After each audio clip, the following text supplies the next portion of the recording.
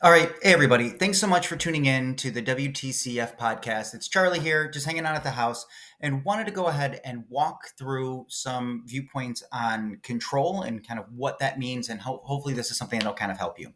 So, what I've realized over a lot of years of my own life is when I have things in my control, I do feel a little bit better because then I can take ownership of them, right? So that's how I can kind of recognize it.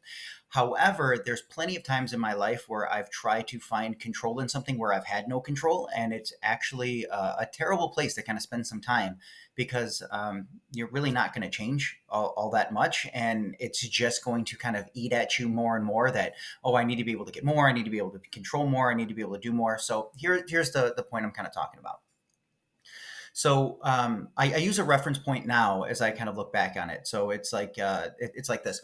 Uh, in surgery, the surgeon wants to have the knife in their hand and they don't want to give it up for any reason whatsoever. So they want to be the one that's completely in control of that situation. They're the one responsible for every cut, every decision that gets made. That's how I kind of think of it.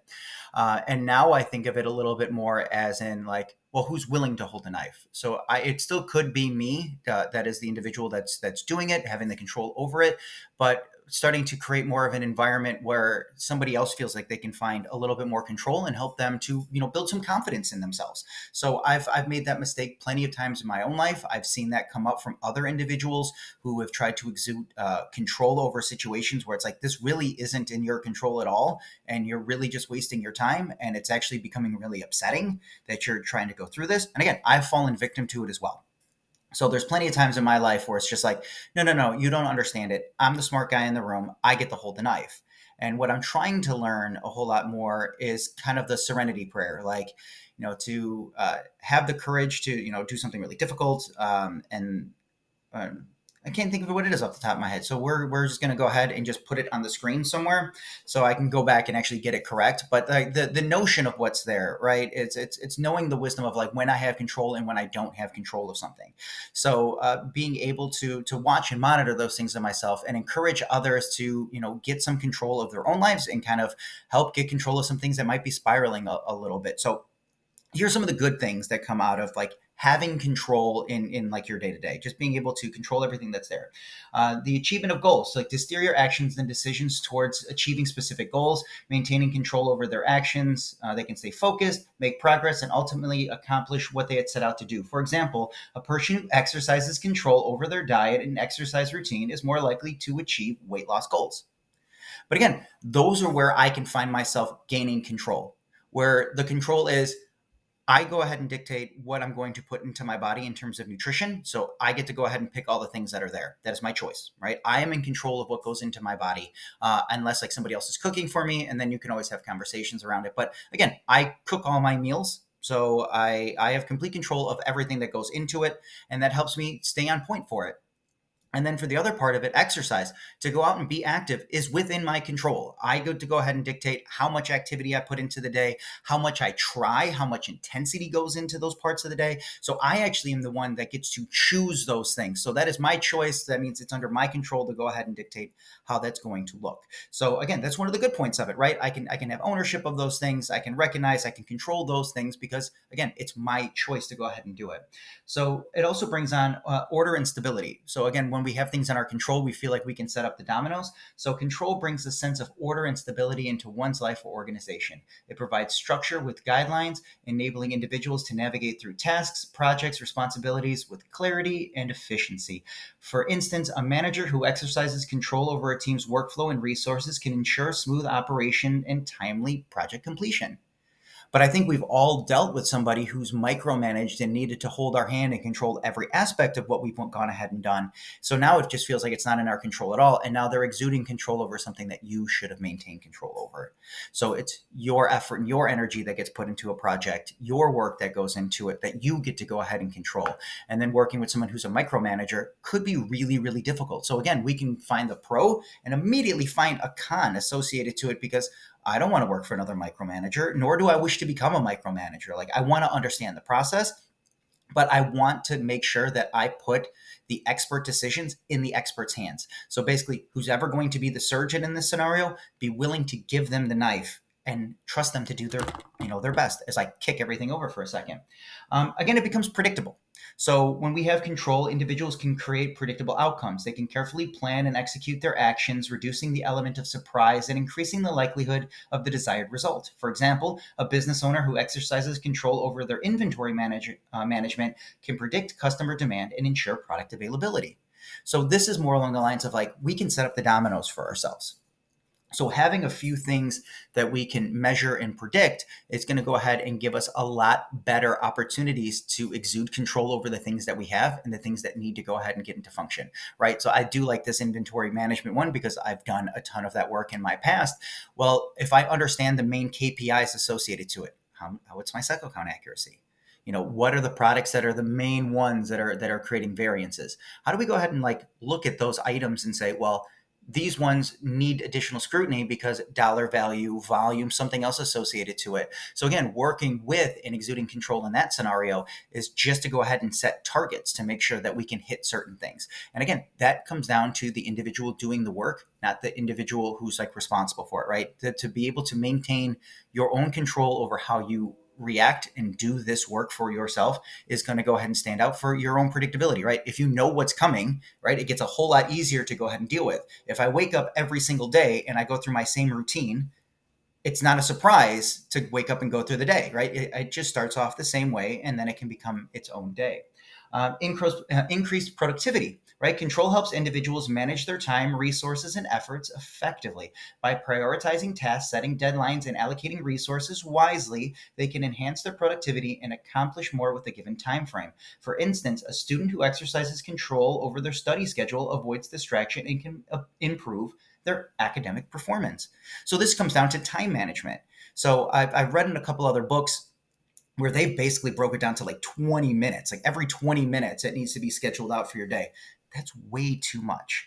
However, we can still take notes from that one. So let's just say we'll pick something arbitrary. You want to get good at the violin. You're never going to get good at the violin unless you play the violin, right? You need to be able to perform the task. So if you went ahead and set up time associated to it, saying, I don't care what's going on in the world, I'm going to exude my control over time management and say from this time to this time is what I'm going to go ahead and spend my time practicing. Now, if you go ahead and do that on a consistent basis, I guarantee you will improve. You will go from garbage to somewhat decent, to someone says you're good, to where you believe you're good. And then you'll basically get really good at it and then realize you know nothing and you start over. So that's how we go ahead and find our own progression. So again, make sure that you can manage your time with it. And then accountability. So control fosters a sense of accountability and responsibility. Individuals who maintain control are likely to take ownership of their actions, accept responsibility for their actions, and strive for excellence in their performance. For example, an employee who exercises control over their work responsibilities takes ownership of their task, ensuring quality and timely completion. So that really just comes down to, well, what standards are we going to set for ourselves? If you set yourself to a low standard, expect low results. If you set yourself to a high standard, start to expect high results. And again, by going through and practicing your time management and practicing, challenging yourself to the right way, working with the people who are smarter, giving them control when it's needed. However, on the other end of that spectrum, there's problems like that I've personally gone through of exuding too much control and what kind of happens when we try to exude too much control of a situation that we don't, right? So here's the first one. We get a rigid and resistance to change. So we get hard-headed and stubborn. Excessive control can lead to rigidity in thinking and behavior. Individuals may become resistant to change, sticking to familiar routines and methods. This can hinder adaptability, innovation, and growth. For instance, a manager who exercises excessive control may resist implementing new strategies or embracing emerging technologies, limiting the company's ability to evolve. So it makes us hard-headed and stubborn. And I think we can all find somebody in our own lives who's just gone and set in their ways and refused to learn anything new. So here's a funny story that happened recently. So we're over at my parents' house and they're cooking up like hot dogs and brats. We're just doing a barbecue, little pool day, right? Awesome, good times.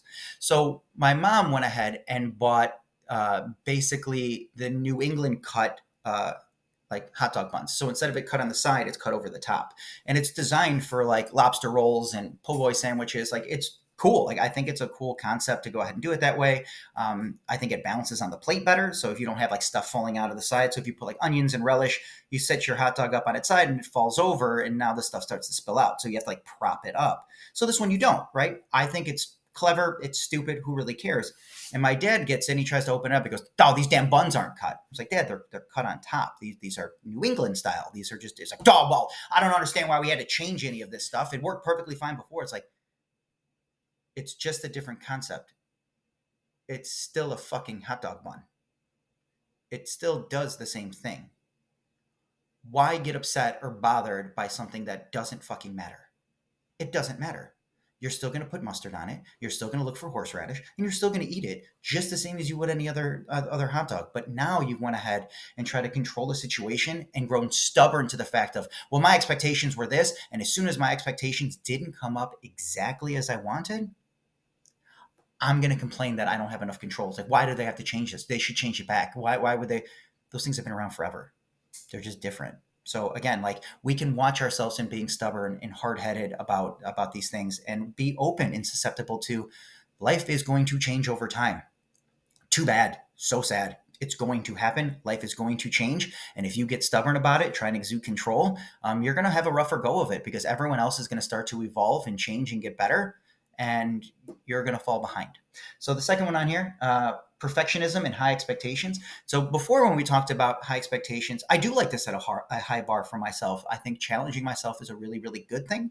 So let's go ahead and keep going. So when control is taken to an extreme, it can fuel perfectionism and create unattainable expectations. Individuals may place immense pressure on themselves or others, leading to stress, burnout, and a constant state of fear of failure. For example, a perfectionist artist may struggle to complete and share their work, to being basically just saying, due to the excessive critical mindset associated to it. So basically, someone won't release their art because they're saying it's not perfect. What I'm going to go ahead and say here, if you got started, just finish the best you can. Even if it's not your best, who says it has to go out to do anything else? You can always just start over and do it again. Nothing's going to be perfect. I think some of the perfection is recognizing some of the small flaws, the subtle differences, and everything that kind of happens in life. So again, trying to be perfect and hold yourself to that standard is not really obtainable, right? So for me, based on like BMI, it says I should weigh about 180 pounds. So I'm about 20 pounds overweight in comparison to that. I don't feel that way. But if I held myself to that standard, it might be really hard for me to get 20 pounds off of my frame from here. And it could be really detrimental to the rest of my health to go ahead and do that. So again, causing additional stress to my body that's completely unnecessary. I'll probably get weaker. I'll probably have less muscle mass than I had before. So why would I go ahead and take that approach if I really kind of like target in on a goal that's too specific and too high?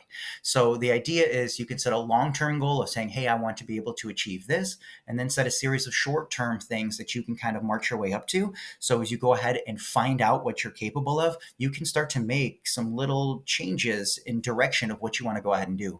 Because you might spend a ton of time on something and then realize, well, this is rather impractical. So I really don't need to do this because I can give control to this to somebody else and they can handle this for me. And they can go ahead and be the expert that helps me through it. So again, holding ourselves to that high standard can be a little bit tough. I think we've talked enough about micromanagement, limited perspective, the emotional burden. Maintaining control can create emotional stress and pressure. The constant need to be in control of outcomes and circumstances can lead to anxiety, as individuals may fear losing control or making mistakes. For instance, a person who excessively controls their personal relationship may experience anxiety or emotional strain due to an inability to accept uncertainty or relinquish control. So again, when we set these high standards for ourselves and kind of stay too emotionally locked into the well-being of us keeping control or maintaining power, it becomes incredibly burdensome. So as somebody who's running a business and trying their damn best at it, it can be an emotional roller coaster of these ups and downs of finding these really good successes and then countering it with, all right, well, how are we going to do this next really big step? And that can create a lot of anxiety. It's like, am I going to fail? Am I going to make a mistake? Am I going to trip and fall? And just, are people going to laugh at me for this?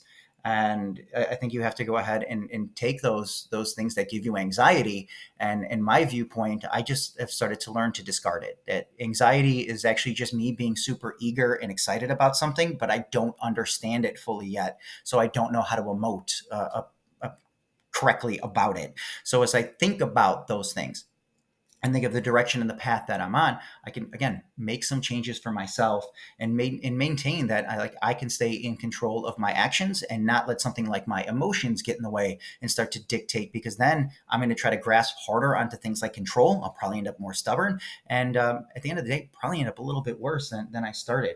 And I think it ends up with this one. So there's the missed opportunities, right? So again, being a little bit hard headed. A hyper focus on control may cause individuals to miss out on opportunities for growth and learning. They may be hesitant to take risks or try experiences due to the fear of losing control or making mistakes. For instance, a business owner who is overly controlling may miss out on opportunities or partnerships that could expand their market reach. So what I think about in this one is to get yourself out of your comfort zone a bit. So when you're trying to understand control of things, get yourself out of your comfort zone, recognize that there's a plenty of things that you are not in control of, and still be okay with the fact that you're learning and growing through that experience.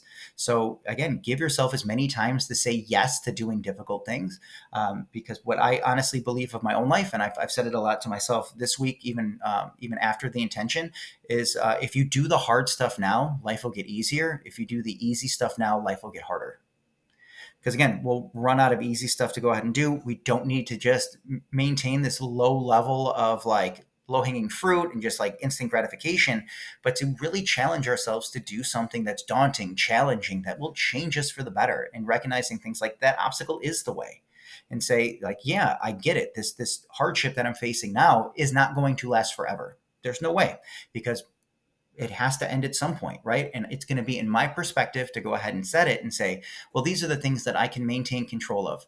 I can maintain the control of my actions, how I behave when these things start to happen. I can control my thought process around it and think positively or negatively. It is my call to go ahead and make. And I want to go ahead and think as positive as I can, and yet still be realistic and say, like, is there actually a good opportunity for me to learn from this one? And is that challenge really worth my time? Because again, we only get so much time on earth that we really need to make sure that we prioritize the things that are really important for us to go do. Like, do I really want to have control over everything? God, no. Like, that sounds insufferable, right? Like, imagine if we had full control over every process within our body, right? So not just the fact that you have to breathe and eat and move around, but you had to go ahead and actively think about how the enzymes and hormones work in your body. You had to actively think of how the blood cells move through your veins and your arteries, how your heart physically beats. You have to pay attention to it. So we don't need control over everything, right? We would be just so like wrapped up in our own heads trying to figure out how to keep all of this going. It's good that we don't have control, so it just runs for us. So again, I think it's a really great opportunity to recognize the things that you have control over, recognize the priority of things that you do have control, and then start to relinquish some of that control when it's not of real benefit. Where, hey, if I can get help from somebody else to go ahead and do some of this with me, right? We both can go ahead and improve, right? So if we start to surround ourselves with people who are actively trying to do tougher things, it's actually going to get a little bit easier, because now we have additional people going through something similar, and we can pick their brain about it, and we can use that information to go ahead and find the right approach to it. So that's all I really have for this information today. So when it comes to things like control or power, I do recommend Robert Greene's The 48 Laws of Power. If not, just find the summary for it. I'll try to post some other link around here that you can find just a quick summary of basically of power. So it might be able to help you get some control of things, or recognize when other people try to get control, and know that you are the one that is like the master of your own destiny, right? If you believe it to be, something that you're capable of, if any human has ever done it in human history, part of that lives in you. So if any human has ever done it, you have the ability to potentially do it too. So go ahead and do your best, and good luck.